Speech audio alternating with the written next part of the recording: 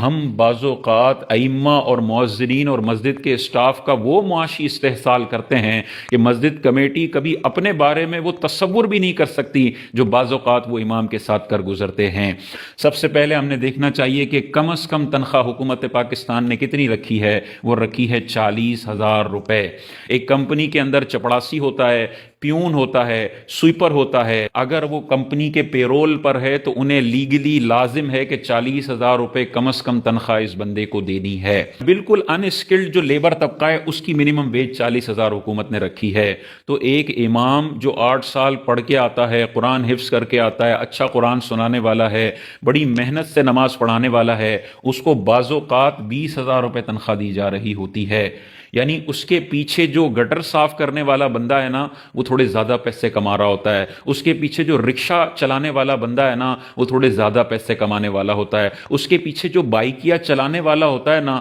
وہ تھوڑے زیادہ پیسے کمانے والا ہوتا ہے۔ ہم بعض اوقات ائمہ اور مؤذنین اور مسجد کے اسٹاف کا وہ معاشی استحصال کرتے ہیں کہ مسجد کمیٹی کبھی اپنے بارے میں وہ تصور بھی نہیں کر سکتی جو بعض اوقات وہ امام کے ساتھ کر گزرتے ہیں۔ اب ہم یہ نہیں کہہ رہے کہ ہر مسجد کمیٹی کو چاہیے کہ امام کی تنخواہ 20 ہے تو وہ کم از کم 40 سے بڑھا کے 60 کر دے تاکہ ایک پیون میں اور امام میں فرق ہو جائے، مؤذن کی تنخواہ وہ 40 کر دیں، مسجد کا جو خادمین ہیں ان کی تنخواہ 35 کر دیں۔ ہم یہ نہیں کہہ رہے، ظاہر چادر کے مطابق پاؤں پھیلائے جائیں گے نا، چادر چھوٹی ہے تو پھر اس میں گزارا کرنا پڑے گا، لیکن جس بات کی طرف ہم نے توجہ دلانی ہے مسجد کمیٹی کو وہ یہ ہے کہ بعض اوقات مسجد میں فنڈ ہوتے ہیں لیکن اس کے باوجود امام صاحب اور مؤذن اور مسجد کے خادمین کو خون کے آنسو رلایا جاتا ہے اور انہیں تنخواہ نہیں دی جاتی ہے جتنی ان کی سروسز ہیں اس کے بدلے میں۔ اگر مسجد کے فنڈ میں پیسہ موجود ہے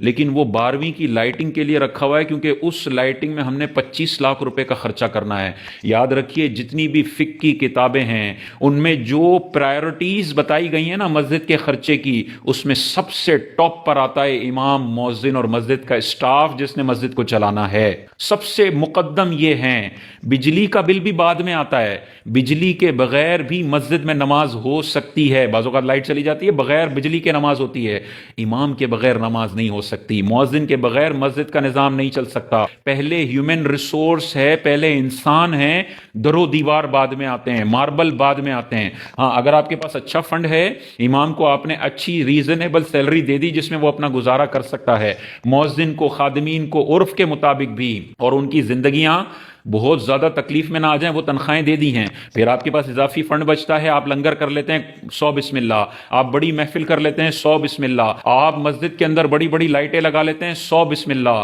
آپ مسجد کے اندر بڑے بڑے جھومر لگا لیتے ہیں 100 بسم اللہ۔ لیکن اگر مثال کے طور پر آپ کے پاس 2 لاکھ روپے کا فنڈ بچا ہوا ہے اور امام کو آپ 20,000 روپے، 25,000 روپے، 30,000 روپے کی تنخواہ دے رہے ہیں اور یہ 2 لاکھ کا فنڈ آپ نے اپنے پاس رکھا ہوا ہے کہ یار 27ویں کو لنگر کرنا ہوتا ہے تو لنگر میں خرچ ہوں گے، 12ویں کو ہم نے ایک لنگر کا اہتمام کرنا ہے اس میں خرچ ہوں گے، ہمیں بڑے بڑے جھومر لگانے ہیں اس میں خرچ ہوں گے، تو بھائی پھر آپ نے جو یہ کام کیا نا یہ آپ نے پرائیورٹیز کو خراب کر دیا ہے۔ پھر یہ 2 لاکھ روپے انہی ہیومن ریسورس پر خرچ کرنا ضروری ہے۔ محفل نعت بغیر لنگر کے بھی ہو سکتی ہے، اعلان کریں جو آنا چاہے گا آئے گا۔ شب معراج بغیر لنگر کے بھی ہو سکتی ہے۔ اگر امام کو آپ 12ویں کی نیت سے یہ پیسے دے دیں تحفتاً تو اللہ تبارک و تعالیٰ کی بارگاہ میں ان کا بڑا مقام و مرتبہ ہے۔ ہم لائٹنگ کرنے کو منع نہیں کر رہے ہیں، ہم محفل نعت میں لنگر رکھنے کو منع نہیں کر رہے ہیں، لیکن ہم یہ دیکھ رہے ہیں کہ یار گھر میں آٹے کی کمی ہو اور گھر میں پرفیوم کی کمی ہو اور بچے بھوک سے مر رہے ہوں تو پھر اگر گھر میں 5,000 کا نوٹ پڑا ہے تو پرفیوم لے کر آؤ گے یا آٹا لے کر آؤ گے؟ ہر بندہ کہے گا پرفیوم بھی شاندار ہے، خوشبوئیں بھی شاندار ہیں، لیکن ابھی فی الحال مجھے ضرورت روٹی کی ہے، آٹے کی ہے۔ تو بھائی امام کے پاس پیسے نہ ہوں، وہ پیٹرول کے لیے بھیک مانگ رہا ہو، وہ 2 وقت کی روٹی کے لیے فلاں پڑوسی کا منتظر ہو کہ وہ پلیٹ بھیجیں گے تو میں کھاؤں گا، اور مسجد کمیٹی ماربل لگوا رہی ہے، مسجد کمیٹی مسجد میں جھومر لگوا رہی ہے، مسجد کمیٹی اوپر بہت بڑا گنبد بنا رہی ہے جس پہ 30 لاکھ روپے کا خرچہ آئے گا۔ او بھائی پہلے ہیومن ریسورس ہے، پہلے تر جگر کو تو پیسے دے دو،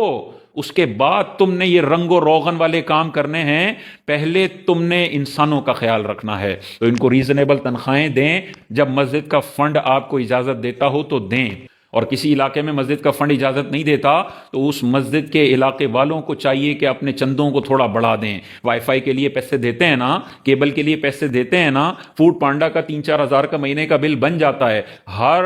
بندہ اپنی ذمہ داری سمجھے کہ مسجد فنڈ میں نے 500 روپے ڈالنے ہیں، تو غریب علاقے میں بھی امام کو 40,000 50,000 کی تنخواہ دینا کوئی مسئلہ نہیں ہے۔ لیکن ہم مسجد کو اللہ کا گھر سمجھتے تو ہیں، لیکن ہم یہ ذہن میں بیٹھے ہوئے ہوتے ہیں کہ ہماری ذمہ داری نہیں ہے۔ مسجد میں امام صاحب مرتے ہیں، جیتے ہیں، وہ ذلیل ہوتے ہیں، وہ لوگوں کے سامنے ہاتھ پھیلاتے ہیں، ان کے گھر میں کوئی بیمار ہو جائے تو وہ ایڈوانس تنخواہ کے لیے کمیٹی کے صدر کی گالیاں کھاتے ہیں۔ مجھے کوئی سروکار نہیں ہے، یہ تو مولوی ہے، مجھے نماز پڑھائے گا اور میں اپنے کام سے نکل جاؤں گا۔ یہ بے حسی نہیں ہونی چاہیے۔ فنڈ بڑھائیں تاکہ مسجد کمیٹی والے بھی ان کی تنخواہ اضافہ کر سکیں۔ ہر مسجد کمیٹی تک یہ ویڈیو پہنچائیں اور انہیں